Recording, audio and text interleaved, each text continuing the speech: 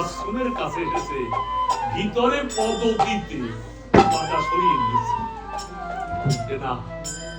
গুরুদেব করেছে মানা, কোনোদিন আশ্রমে আসবি না, আমি ঢুকবো না। ওখানে দাঁড়িয়ে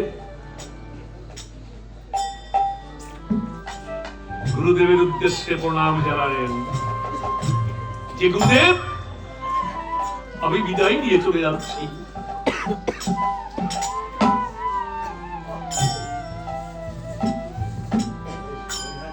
আমার মনোবাসনা যখন পূর্ণ হলো না, তোমার চরণে আমি দূর থেকে প্রণাম জানালাম, তুমি অন্তর্যামী অজান্তে আমাকে আশীর্বাদ করো বলে যখন পদ বাড়িয়েছে, দেখুন ভিতর থেকে বিবেক সাই দিচ্ছে, নর্তক যে আমি তোমার বিবেক